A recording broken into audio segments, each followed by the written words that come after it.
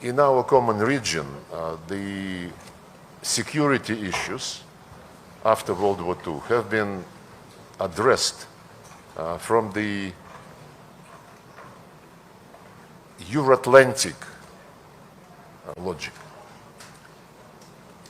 The NATO, of course, EU was European per se, but lately the European Union signed a deal, a treaty with NATO, treaty on agreement, I don't know, but European Union is now part of Euro-Atlantic policies, no doubt about it, including the provision of its territory for NATO plans to move eastward, southward, I don't know where. OSCE was created as an obviously Euro-Atlantic creature, and all of these Euro-Atlantic constructions, I think they failed. They failed to consolidate security and stability. What they succeeded in is igniting tension and remilitarizing Europe, including Germany, in spite of the fact that the economic and social situation is degrading. But all efforts of this Euro-Atlantic community are concentrated on getting ready for a new war. And Germany, together with France and Britain, are in the lead of this.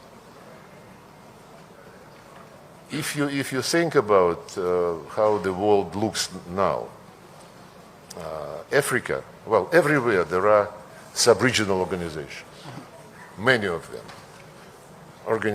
Organization of Turkish states here, Eurasian Economic Union, ASEAN, Shanghai Cooperation, many. The same is true for Africa, many sub-regional groupings, and in Latin America. But Africa and Latin America, they do have their all-continental structures, African Union and CELAC. In Eurasia, there was never anything like this. As I said, the attempts to bring some big unifying projects were only made on the basis of Euro-Atlantic concept. President Putin, last year when he spoke in the foreign ministry, he suggested to consider the discussion of a potential security architecture in Eurasia as a continent. Architecture where all countries, without exceptions, including the western part of the continent, will be invited to participate, where all regional arrangements would be invited to join. And actually we have, some years ago, started building bridges between Shanghai Cooperation and Eurasian Economic Union, Eurasian Economic Union and ASEAN, Shanghai, ASEAN. We have been also planning contacts between these groups and, for example, Gulf Cooperation Council, which is also a security but also an economic organization. And about 10 years ago, we started building these bridges without having anything in mind in the security area, but economically, logistically, finding ways to cooperate, to join efforts, to harmonize plans. And this is a promising process. We call it Great Eurasian Partnership. And this is something like potential material foundation for the future security system, open to all countries and organizations representing Eurasia continent. So I think we are in favor of interactive discussion, so I, with your permission, stop here. No, please, by all means. Do you feel that it's perhaps the West's failure, some of the institutions and bodies that they have set up after World War II? You've described it as a failure. That's how you said. And the fact that you're talking about a greater Eurasia partnership, aside the military, aside this strategic perspective, is that a success in the 21st century? No, we cannot call a success something which is just being born in the minds of people. But the process of, analyzing the situation is based on the failures of the Euroatlantic models of security. NATO should have been dissolved in the first place after the Soviet Union ceased to exist, after the Warsaw Treaty ceased to exist. And there were voices in the West saying, guys, let's now concentrate on OSCE. Let's give it some push, and let's be all in one organization. NATO, the promises given to Gorbachev, then to Yeltsin, and there are memoirs where some people ask, why didn't you insisted on a written guarantee when Jim Baker said NATO would not move an inch to the east. My answer, it just occurred to me. In the Russian history, since 17th, 18th century, when the trade was booming, nobody signed any contracts. They shook hands. Was a word of honor? They shook hands, the word of honor, and it was never violated. So probably those who were running NATO at the time we are discussing didn't have any relatives in the former Tsarist Empire, which is not my fault, and did not inherit those traditions. But NATO not only stayed, remained, it was basically announced that this would be the only organization which can guarantee your security. 1999, Istanbul, summit of OSCE, the solemn declaration is adopted, which among other things said, security is equal and indivisible. Everybody, yes, has the right to choose security alliances, but this cannot be done at the expense of diminishing of security of others. Then it was even blunter when it said no country, no group of countries, no organizations in the Euroatlantic OSCE area can claim dominance. And NATO was doing exactly this. And when Putin came to power, was elected president, he was repeatedly warning about very dangerous nature of this course. 2007 in Munich, if you re-listen it now, it was very far-sighted, unfortunately. Then 2008, NATO summit in Bucharest, which was also followed by a Russian NATO summit. I was there with President Putin. And when it was announced that Germany and France did not allow to pass a decision formally launching negotiating process for Georgia and Ukraine to be admitted to NATO, the Germans and the French were proud. They said, but they included in the declaration the statement that Georgia and Ukraine will be in NATO. When Putin asked Merkel, what is the difference? She said, no, this is just a political statement. And what we managed to avoid was a legal process to be launched.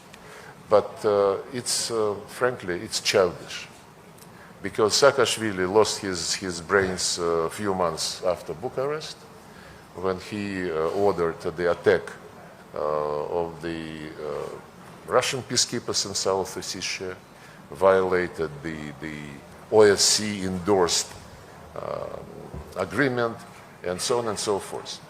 Then, in 2010, in Astana, this was the last summit of OSCE so far, the Istanbul formula was repeated verbatim.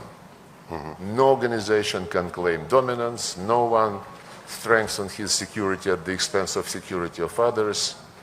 The lady is uncomfortable, you think? No, but there is some commotion all the time here.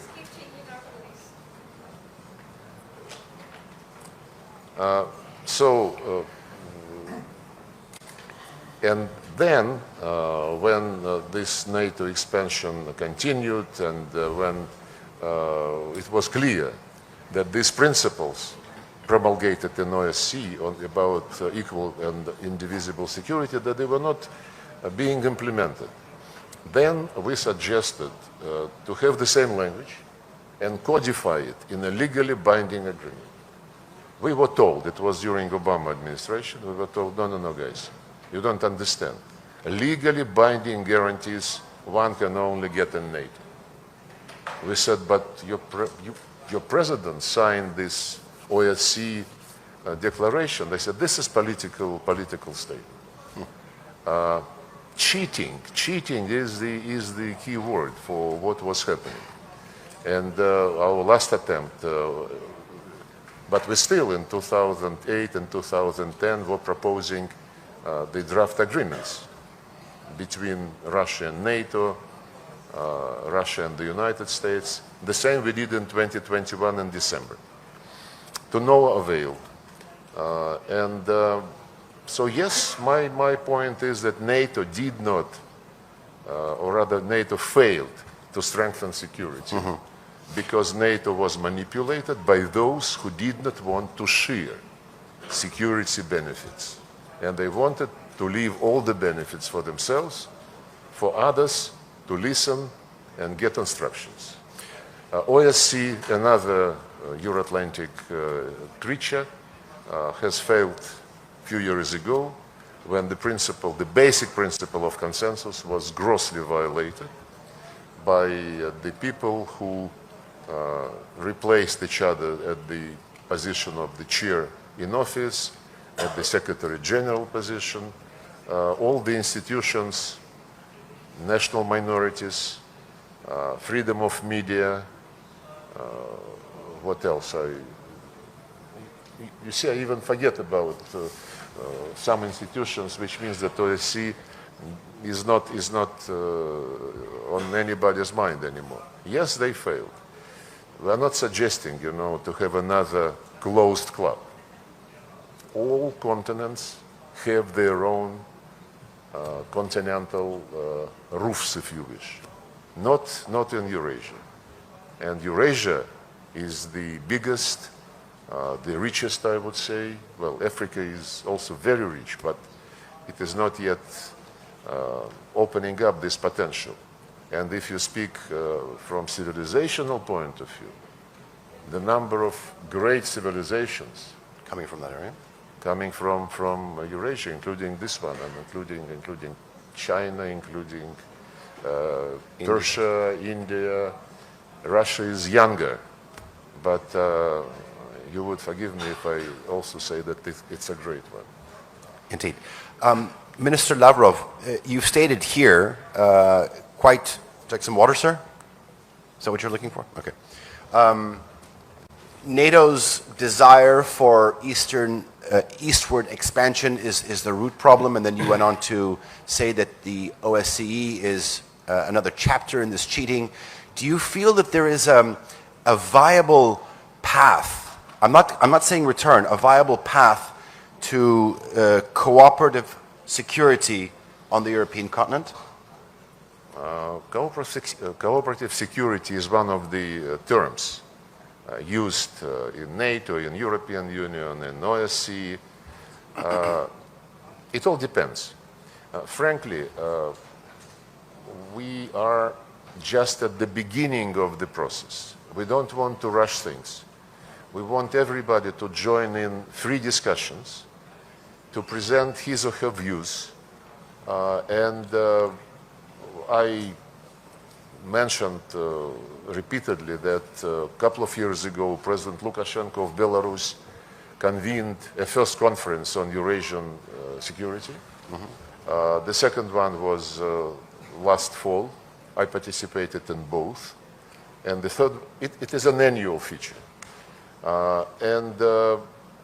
Invited to this conference were not only like-minded countries, but also members of NATO and European Union, some other Europeans like Serbia, Hungary, of course, participated in both of them, Slovakia, and the list of invitees would be growing. It is not against anybody. It is not against NATO. I think the biggest enemy of NATO is NATO itself and those who were trying to use it to dominate in violation of their own pledges in OSCE.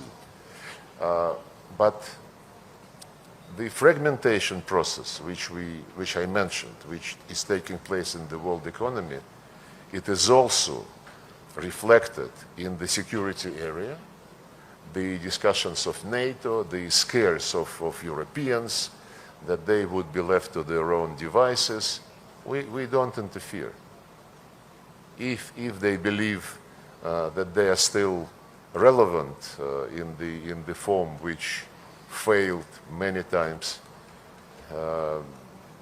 this is their right. This is their right to decide. Our right is to make sure that the matters of the Eurasian continent are discussed and resolved by the countries located on this continent.